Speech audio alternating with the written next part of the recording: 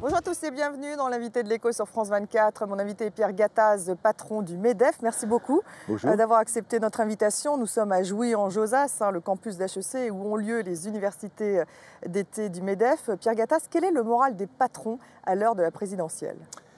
Le moral est, on va dire, moyen. Il n'est pas mauvais complètement, mais nous sommes toujours un peu frustrés de voir des réformes qui ont été mises en œuvre, je dirais, avec des bonnes intentions au départ, comme la loi du travail, la loi El Khomri, et qui n'ont pas abouti. Alors justement, la période électorale est pleine d'incertitudes. Est-ce que ça rend les patrons attentistes?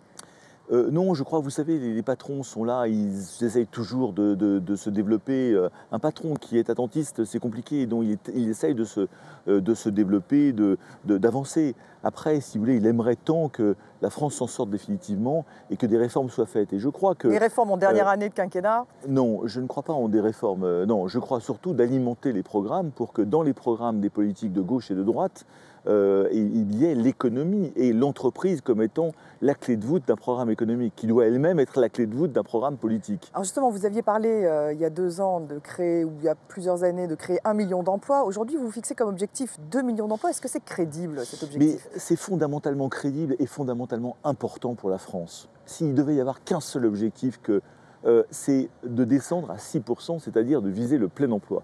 La France ne connaît pas le plein emploi depuis les années 70. Mais j'ai proposé, si vous voulez, une forte croissance comme objectif et le plein emploi, et objectif économique et social. Pourquoi? Parce que pour descendre de 10% de chômage actuellement à 6%, qui est le plein emploi, comme le font régulièrement les Allemands, les Anglais et tous les pays scandinaves et d'autres. Ils ne sont pas tout à fait au plein emploi, tout de même. Oui, mais en dessous de 6, on le frôle, si vous voulez. Eh bien, il faut que la France crée 2 millions d'emplois. Alors, ce n'est pas un engagement, c'est un objectif. Vous savez, c'est comme un nombre de médailles aux Jeux Olympiques. On s'était dit qu'il faut être au-delà de 40 médailles. Ce n'est pas un engagement, c'est un objectif que tout le monde prend, que je vais prendre. Un objectif crédible, à vos yeux. Mais c'est un objectif ambitieux mais réaliste. Mais si vous voulez, on ne va pas traîner un chômage de masse. 10% de chômage, ça veut dire 25% de chômage chez les jeunes. Ça veut dire 40 à 50% de chômage dans certains quartiers. Moi, je veux bien tout ce que vous voulez, qu'on se plaigne toute la journée, que nos Français soient désespérés, que les gamins n'arrivent pas à trouver de boulot. Donc soit on dit, on a tous les atouts pour réussir. Voilà l'objectif qu'il faut se fixer ensemble. Et nous avons notre part de responsabilité. Mais faites-nous, messieurs, les politiques, l'environnement social, fiscal, de simplification qui va bien. Et nous avons, nous, commencé à dire notre boulot, c'est d'investir, c'est d'innover, c'est d'embaucher. Et ça marchera. Moi, j'en suis persuadé pour d'autres pays. Alors, mais justement, sur le coût du travail, Pierre Gattaz, avec le CICE, c'est vrai qu'il y a une amélioration de la compétitivité des entreprises. Quand on regarde les chiffres, baisse du prix du pétrole, ça aussi, c'est une amélioration de la compétitivité. Alors, il y a une reprise de l'investissement privé en France.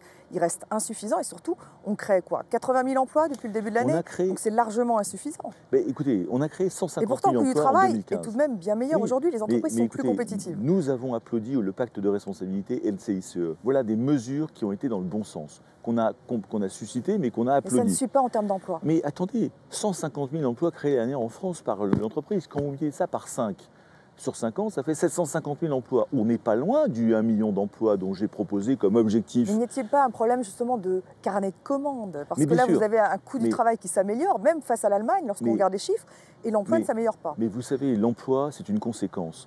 Pour descendre de 10% à 8%, il faut créer 2 millions d'emplois. Le premier million d'emplois, c'est en déverrouillant le marché du travail, en faisant que notre loi du travail soit beaucoup plus simple, facile, que les patrons n'aient plus peur d'embaucher.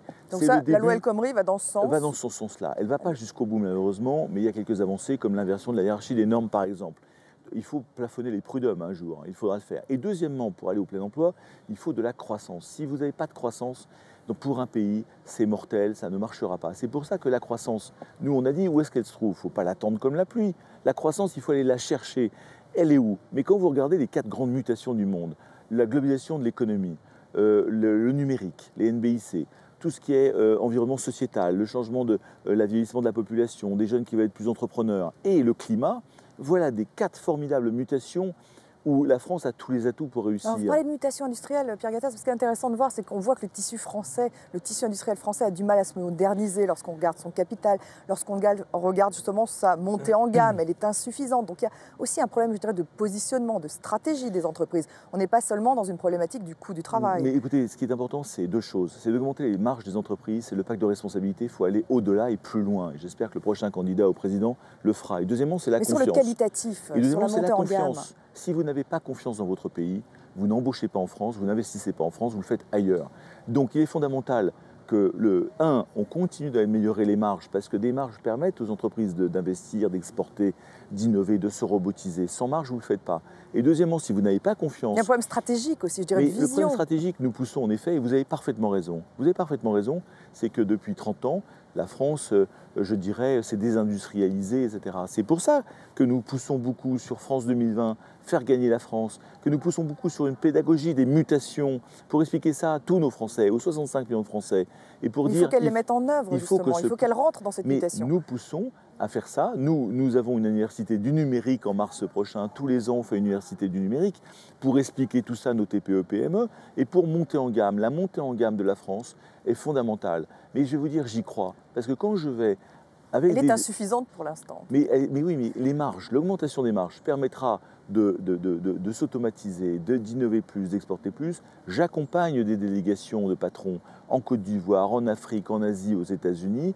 Et on s'aperçoit que le monde est à équiper, le monde attend la France. Est-ce qu'elles sont assez offensives, les entreprises françaises, mais à l'international? On va les rendre offensives. Il est clair Donc que vous êtes d'accord qu'elles ne le sont pas? Mais écoutez, c'est un mélange. Vous savez, chacun a sa responsabilité. Si vous avez des marges très faibles, si vous êtes en survie... Mais ce n'est pas qu'un problème de coût du travail, d'être offensif à l'international. Mais bien sûr, mais ce que je dis par là, c'est que si vous n'avez plus la confiance, si les chefs d'entreprise en France n'ont plus la confiance depuis des années, eh bien comment voulez-vous qu'ils aillent à l'offensive? Alors vous proposez une baisse des charges encore plus importante que le CICE, puisque j'ai vu que c'est 90 milliards d'euros, donc c'est plus du double, en tout cas. C'est l'écart de compétitivité avec nos amis allemands. Il faut le faire, c'est possible. Il faut le faire, il faut le financer. Compliqué, oui, mais c'est une baisse. Milliards. Écoutez, c'est très simple, je vais vous dire. La France, c'est 57% du PIB en dépenses publiques.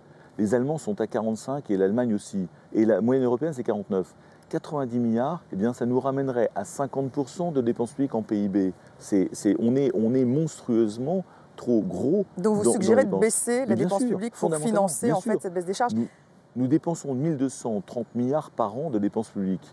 Eh bien, si pendant 5 ans, vous n'augmentez pas à ce niveau-là, c'est-à-dire à zéro, chez zéro, ben vous faites vos 90 milliards d'économies. Mais baisser la dépense publique, ça a un effet récessif sur la croissance? Non, pas du tout. L'investissement public diminue en France. Mais pas du tout. Ah bah si, Pierre Gattaz, il diminue l'investissement public. C'est l'investissement qu'il faut préserver, l'investissement public. Oui, mais alors il diminue justement. Mais il ne faut pas diminuer l'investissement public, il faut diminuer... Parce que c'est moins de commandes publiques, là aussi, c'est pas bon pour l'emploi. Il faut diminuer le fonctionnement de l'administration.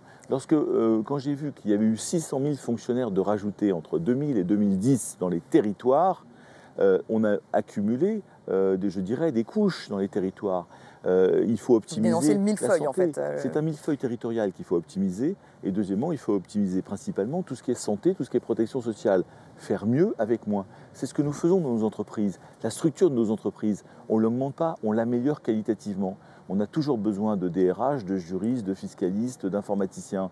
Mais si on accumulait comme l'État toutes ces fonctions-là, eh bien, on ne pourrait pas vivre, être compétitif. La France doit vivre mieux avec moins. Donc baisser les dépenses publiques, mais pas baisser l'investissement public. Surtout pas. C'est votre message. Absolument. C'est plus compliqué, je dirais, à faire qu'à dire. C'est très simple.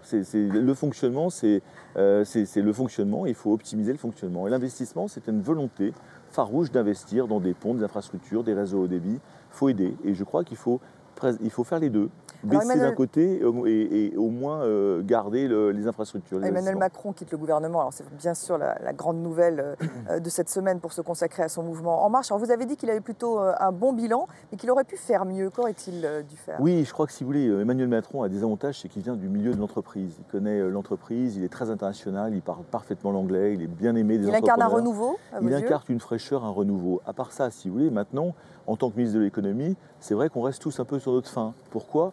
Parce que le travail de dimanche ne s'est pas totalement libéré, c'est très compliqué. Il a défendu tout de même son projet de loi alors il était peut-être dans un contexte politique, je dirais, de l'Assemblée nationale compliqué, un texte de loi qui a été discuté pendant des mois avec un 49.3 à la fin. Certes, mais moi je vois le bilan, si vous voulez. Après, le résultat, c'est quoi? C'est que le travail du dimanche n'a pas été totalement libéré et qu'on n'a toujours pas le plafonnement des prud'hommes et que ça reste compliqué.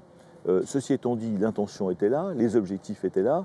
Maintenant, ce que j'attends d'Emmanuel, c'est 1, est-ce qu'il se déclare candidat? Je ne sais pas. Et 2, s'il se déclare, quel est son programme? Et 3, s'il met un programme sur la table, comment il va l'exécuter? Mais non pas par des demi-mesures pas abouties, mais on y va, on a un programme et l'exécution du programme va être déterminante pour tous les candidats.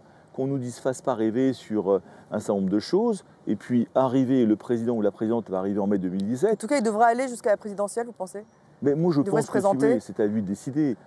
Ça mettra, je dirais, un candidat intéressant qui, encore une fois, a un avantage sur pas mal d'autres, c'est qu'il vient du milieu de l'entreprise, de l'économie. Moi, je crois que c'est fondamental. Donc il devrait y aller, vous pensez? Mais je pense que c'est fondamental qu'on ait plus de politiques qui viennent du monde économique et de l'entreprise. Donc vous l'encouragez plutôt à y aller? Moi, je l'encourage à y aller. Après, on évaluera, comme tous les autres candidats, son programme et la crédibilité de la mise en œuvre de son programme. Le Brexit peut-il être une opportunité pour les entreprises françaises? Est-ce qu'il va y avoir un déplacement de sièges, peut-être d'entreprises françaises et autres d'ailleurs, de Londres à Paris? Est-ce que vous y travaillez ici au MEDEF? Le Brexit, si vous voulez, c'est une crise. C'est une très mauvaise nouvelle pour l'Europe, pour la Grande-Bretagne et pour la France. Il faut commencer comme ça, parce qu'il ne fallait pas que l'Angleterre... Ils ont voté, bon, maintenant il faut assumer les votes et les décisions. Maintenant, une fois qu'on est en crise, il y a toujours des dangers et il y a des opportunités. Est-ce qu'on essaye de les saisir, ces opportunités? Oui, moi je crois que les réformes qui ont été engagées de baisse du coût du travail, de baisse de la fiscalité française par les pactes de responsabilité, le Labour Law, c'est en fait les réformes du marché du travail, qui même s'il n'est pas abouti, va dans le bon sens, permet à la France de retrouver de l'attractivité. Et donc j'espère en effet que dans les semaines et les mois à venir, la France, comme tout pays qui se respecte, comme l'Angleterre, la Grande-Bretagne, chacun va essayer de tirer son épingle du jeu pour être plus compétitif, plus attractif. Donc oui, en effet, il faut jouer ce jeu-là. Il y a la place financière notamment pourra se déporter. La France est en compétition avec d'autres capitales européennes, en tout cas Paris l'est. À nous c'est de la compétition, et la compétition est saine dans ce domaine-là. Elle est très saine, elle nous pousse à nous réformer. Et c'est très bien. Merci, Pierre Gattaz. Bien sûr, merci. Merci à vous de nous avoir suivis. Restez avec nous sur France 24.